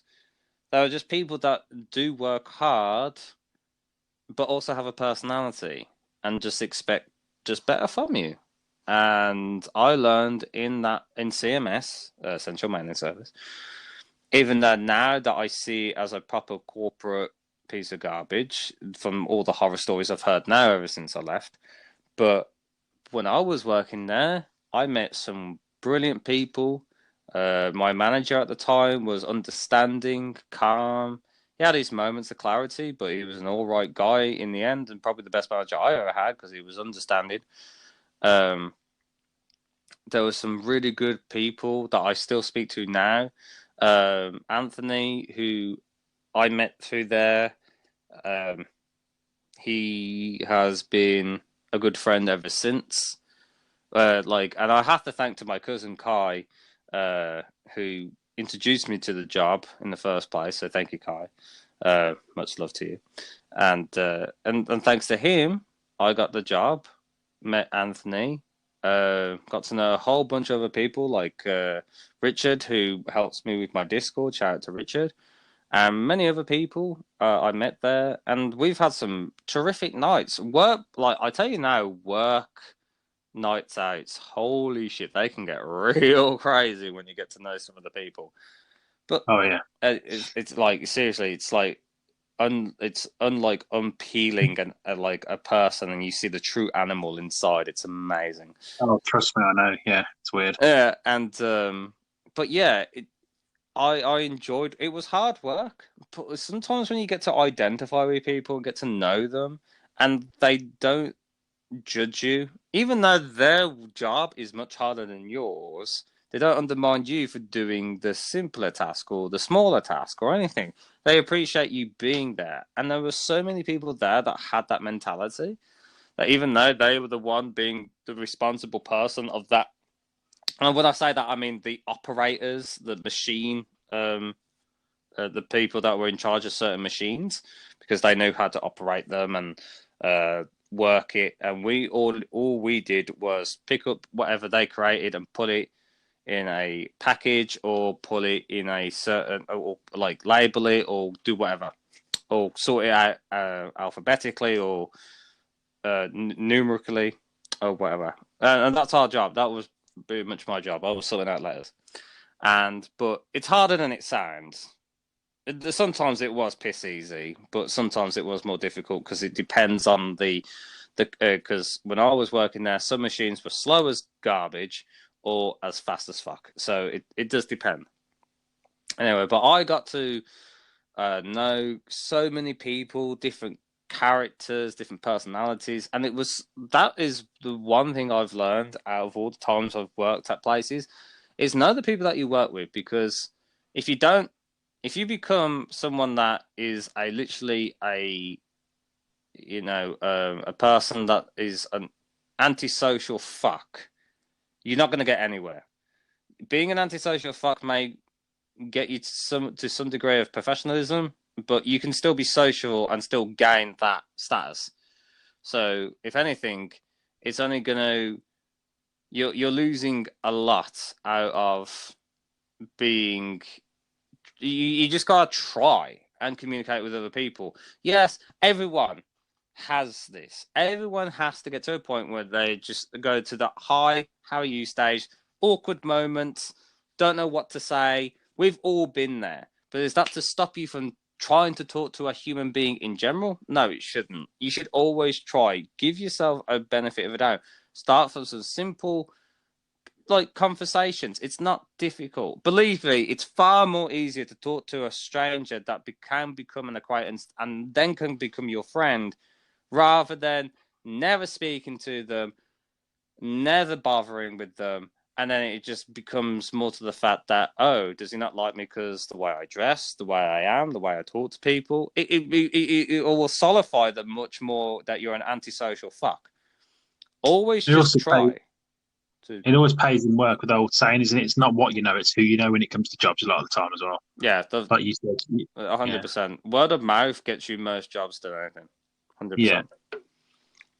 Which again goes in with being the social thing, I guess.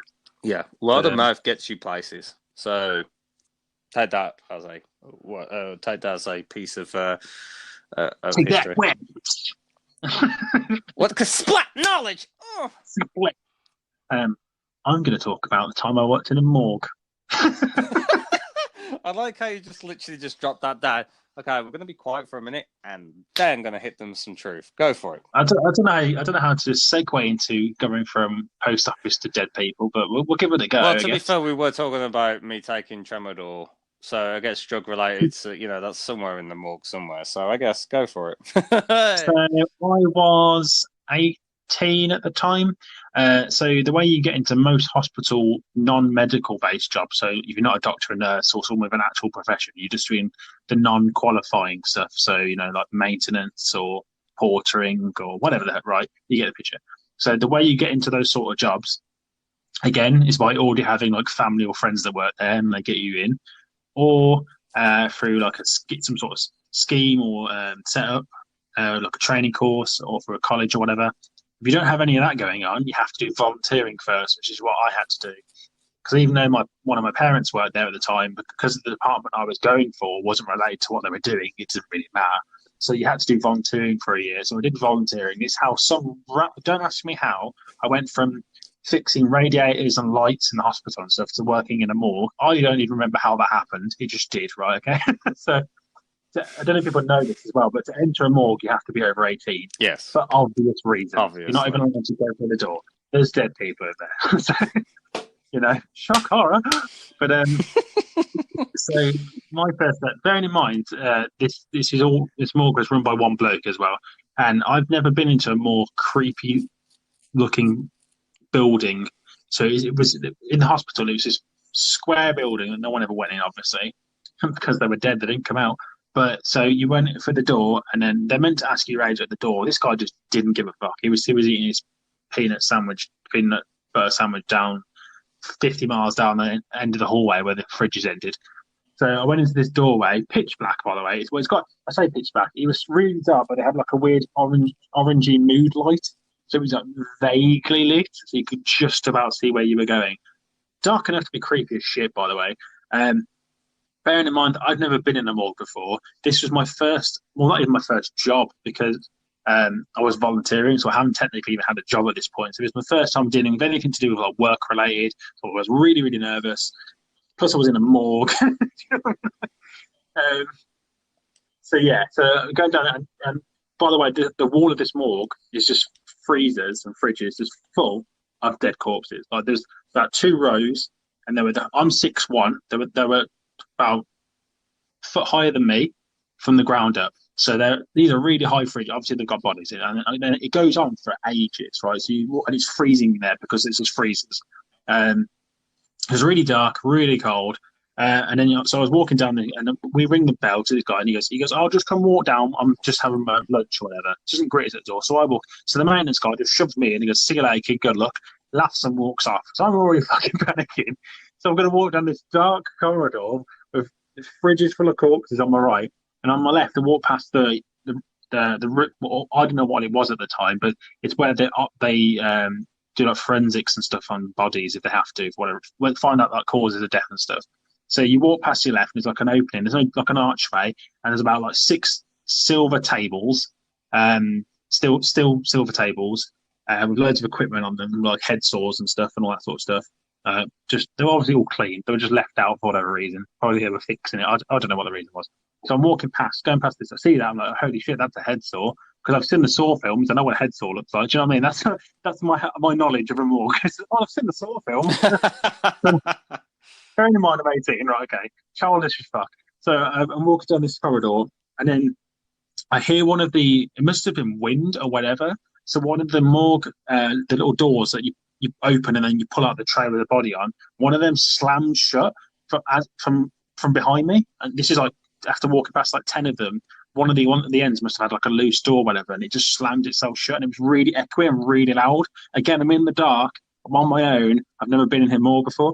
I shat my pants, right? I was like, whoa, what was that? It's really loud because it echoed all the way down the hallway. Oh God. And then, so I carried on walking again.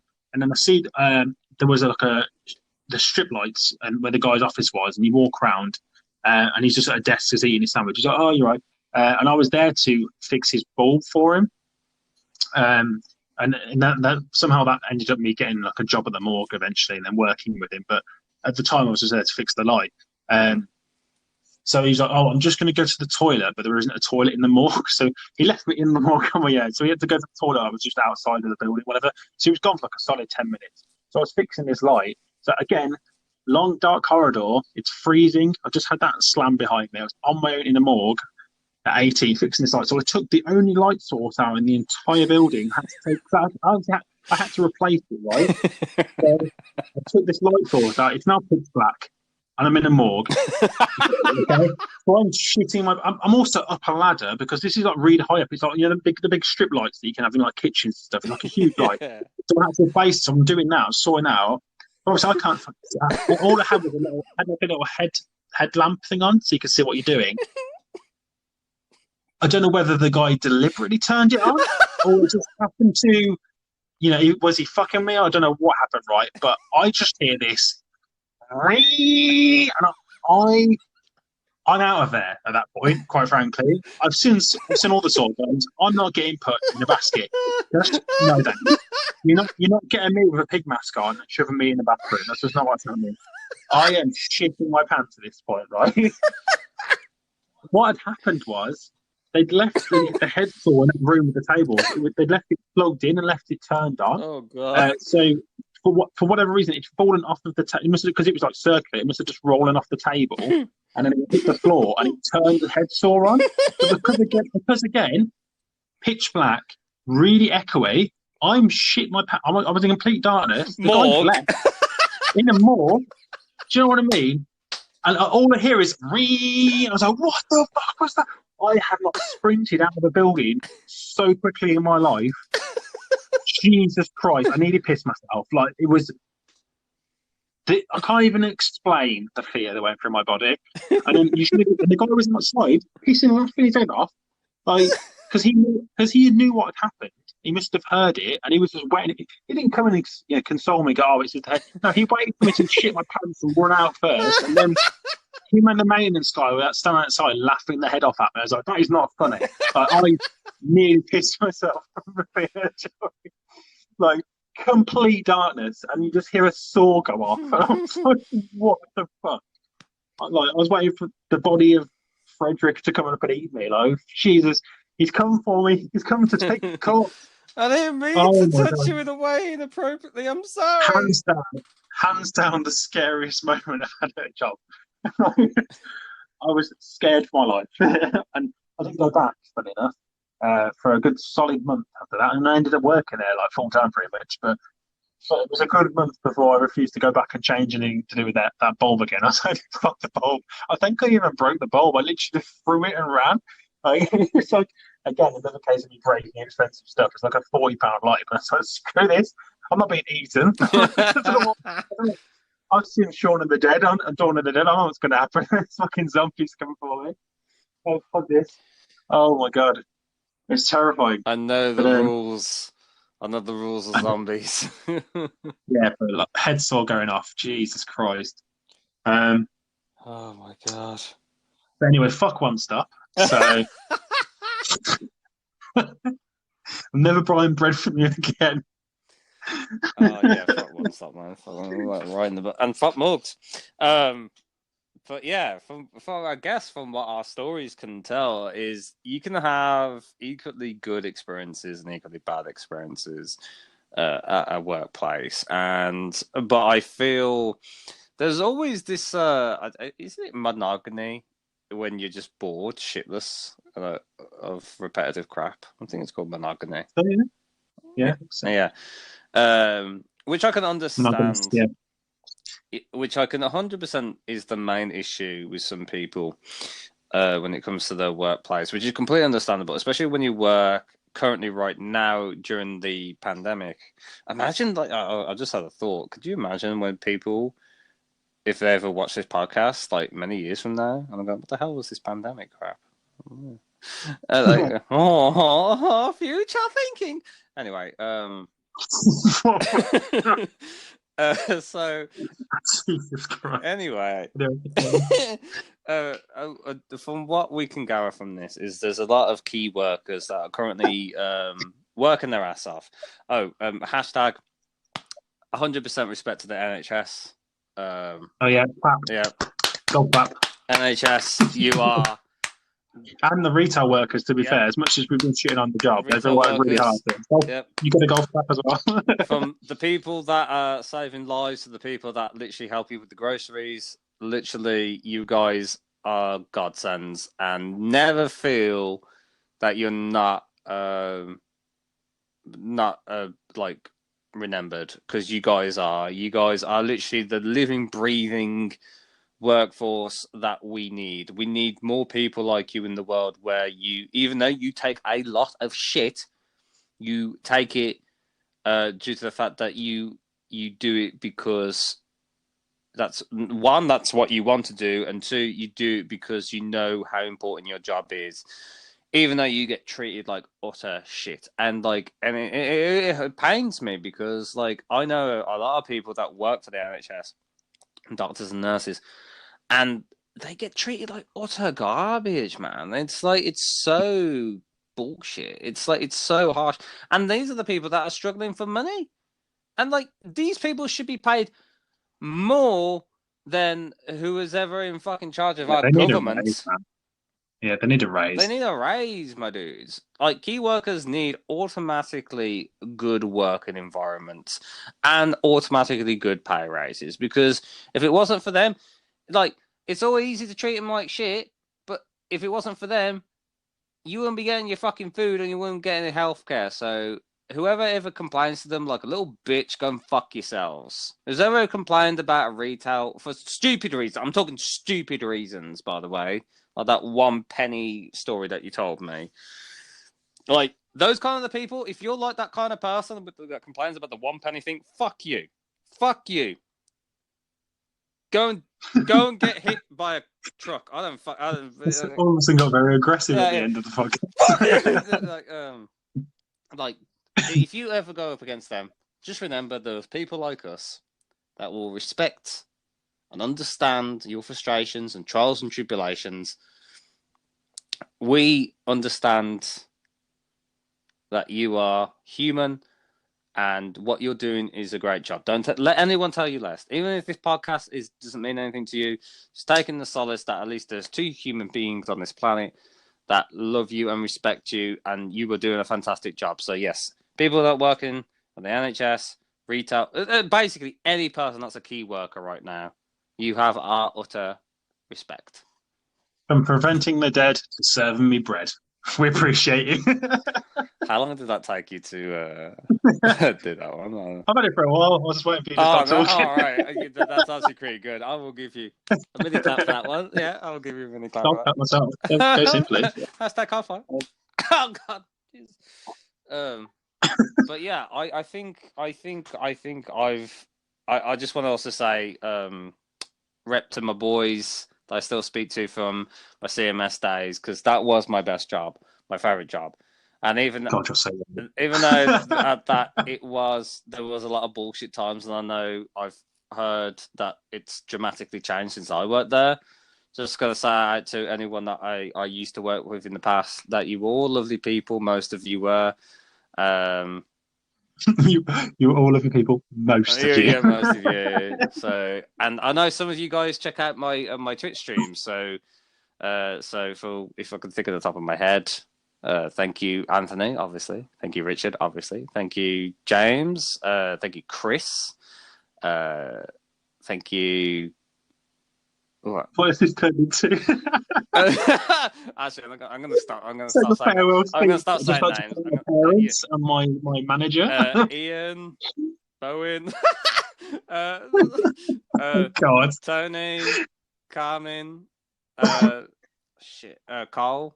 Yeah, I'm gonna stop now because I can't name everyone. But yeah, I love you all, Liam. I don't know where Mike's going, but apparently it's important. I'm saying that to my boys. I'm just saying that to my boys in the crib. Yeah. Right. Anyway, we're going to leave it there before he goes into some legendary speech thanking his manager and his parents. So all of the details are in the description. Make sure you go drop us a follow or subscribe, put on our platforms, Twitch, YouTube, all the rest of it. As you always know, it's always down in the description below. That rhymed. I'm so good at this. Thank you for listening and watching. Remember to go follow us on Spotify as well, because we're still trying to grow that. Yes, we are. We are trying to do that quite heavily. But yes, social links, as the man said. Yes. And I am simply. And I am opinionated.